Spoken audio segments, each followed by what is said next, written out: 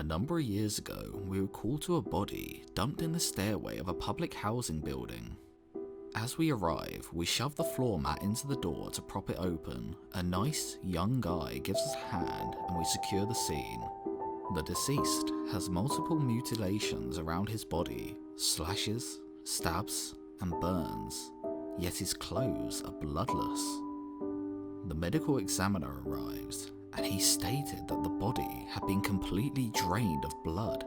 The body is also fresh as there is no signs of decomposition. The detectives arrive and investigation begins. We remove the body and resume our duties. A month later, an arrest is finally made.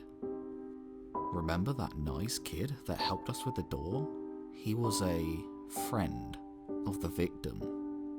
He and a girl had been drinking with the victim. An argument started between them, so they beat the victim unconscious, tethered him to a chair and proceeded to torture him for 2 whole days.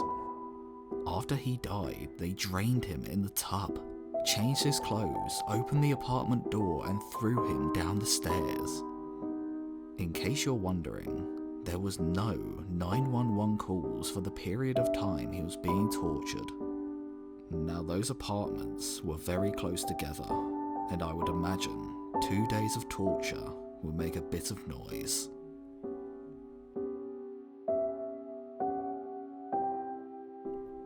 So my dad told me this happened to him on his first year of being a cop.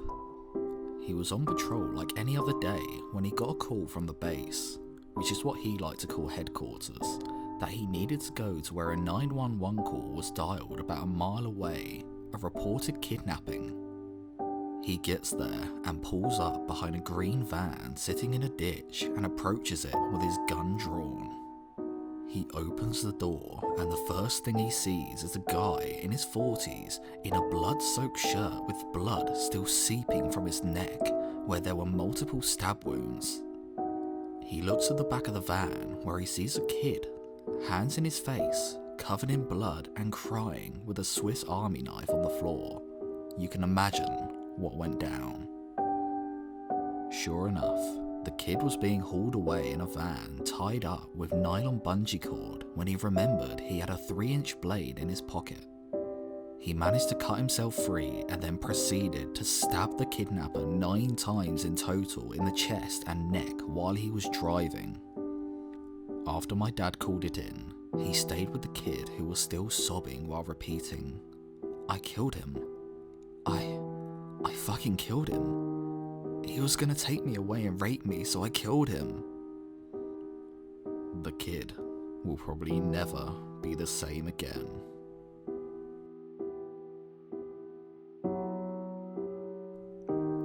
I arrive at work at 6 AM. I finished work at 10 PM the previous night and ended up running into an assault on an old man on the way home. My commute was about an hour, so instead of getting home at 11, I get home around 11:45. I have a quick bite with my wife and get to bed around 1:30 midnight. I'm then up at 4:15 and back into work.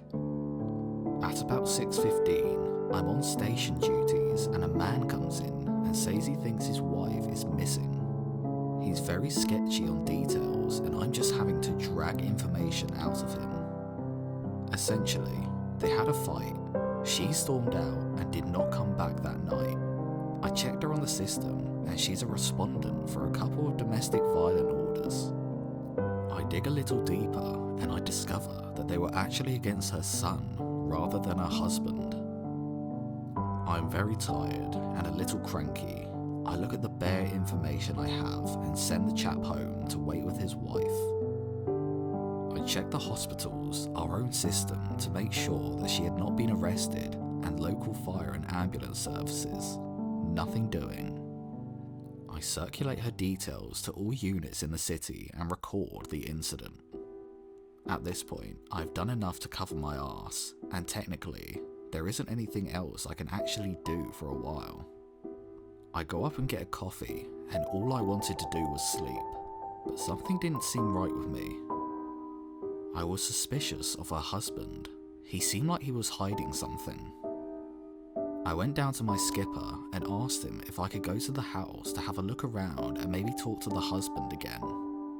The skipper isn't delighted about it because it means he'll have to cover the desk because we're short-staffed, but he agrees and off I go. I arrive at the house and talk to the husband again. I ask him if there's any way I could look around as there might be something that might shed light onto where she might have gone. I have a scout around the house and find several containers of pills with weird names.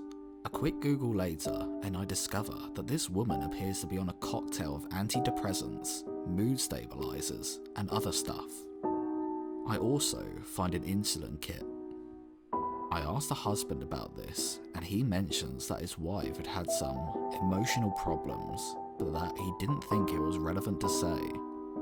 I sit him down and put to him that there is a lot of medication here and ask if his wife has more than one insulin kit. He goes pale at this point. She'd left all her medication at home. I ask him where she keeps her purse and we end up checking her bedside locker.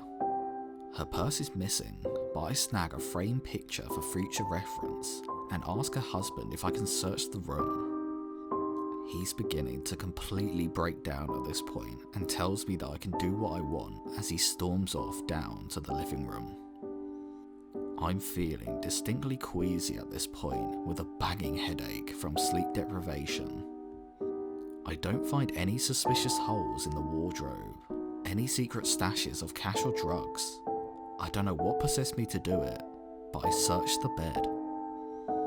I turn over the husband's pillow and there's a note under it, a suicide note, explaining that the wife intends to end her life and that she cannot go on and she's sorry for being a burden.